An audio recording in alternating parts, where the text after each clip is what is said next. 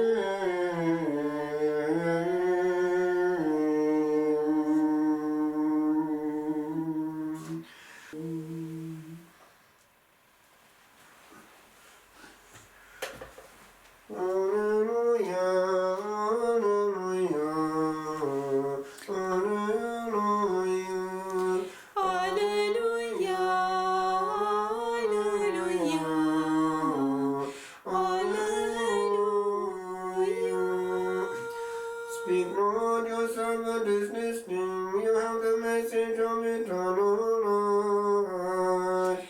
Alleluia, Alleluia, Alleluia.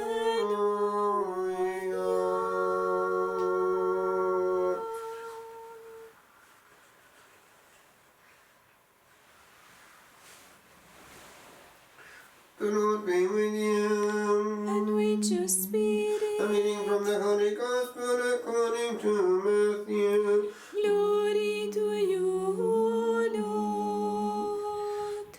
Jesus said to his disciples, Judge not, that you be not judged. For with the judgment you pronounce, you will be judged, and the measure you give will be the measure you get. Why do you see the speck that is in your brother's eye, but do not notice the log that is in your own eye? Or how can you say to your brother, Let me take the speck out of your eye, when there is the log in your own eye?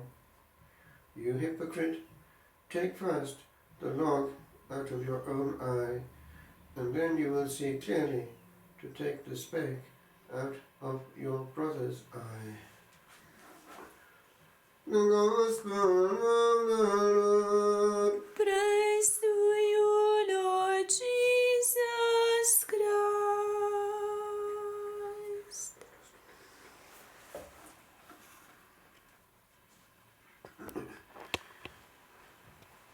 We are warned not to judge.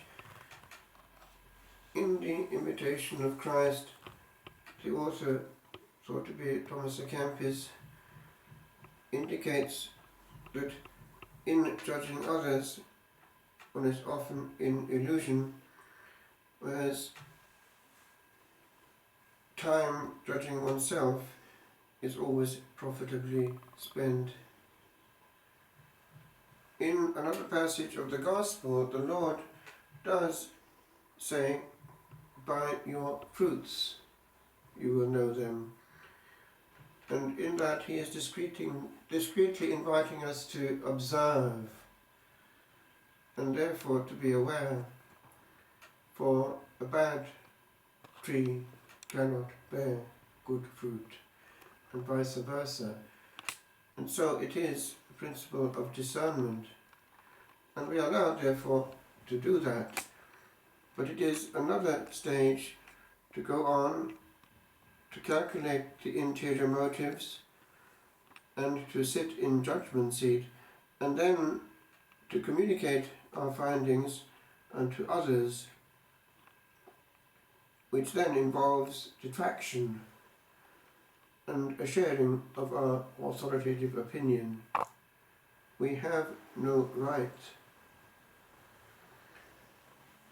And the Lord warns us in his pithy way to beware that if we are doing it, we also need to be aware that there might be matter for judgment in our own case. I remember hearing this years ago from my novice master in France with regard to one particular member of the community who was keen on making correction. That if people were as keen on making correction in his case as he was unto others, there would be work to be done. And so it is that we need to be aware of the old principle that when we are pointing the finger at someone else, there are three fingers pointing back at us. The log that's in the way of our clear sight, so as to remove just the speck. This is the memorial of the saint of the youth. As it happens, on this day in 1994 or 5, one of the students in the College of St. Norbert in Rome took me with him. He was very good at knowing what was around in Rome. Young priest Indrich, that would be Henry, he was from the communist bloc and he'd taken the habit in secret. But he knew that on this day, and only on this day, one could visit the cell of St. Aloysius Gonzaga in the old Roman College in Rome, still intact, and one is able to pause in prayer there and to think about how this young man gave up all the great heritage and all the potential that would hold for a man of the world, and went to the maximum of sanctity, sacrificing his life to help those who were ill in Rome. There must have been some kind of plague going on, because he caught it and died very quickly himself in that very room that we visited, and where we could venerate him and ask for his help. And one could see there how an innings can be very short, but a long eternity well prepared. And how many of the youth of today can say the same? How many end up in suicide? Somebody just the other day was observing here nearby in Drogheda young boys of 13 openly in the streets, laughingly taking cocaine. And somebody seeing it said, "You deserve better." What will be their life? And will it be that long if they start that way? How many of the youth now pause to think on how precious life is before they squander it? And so the intercession of this young saint is doubly needed. With regard to our own role, we need to be very much aware that when talking to young people, we have to find what vibrates within them and use it.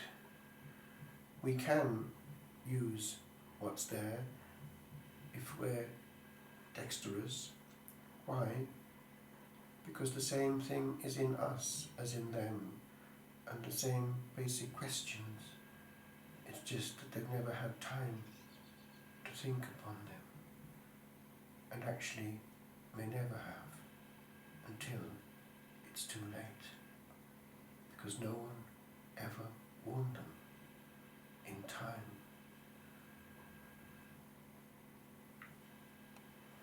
In questo giorno, quando ero studente a Roma, ho visitato la cella di questo santo in cui è morto, il vecchio collegio romano di Roma, dentro dei gesuiti.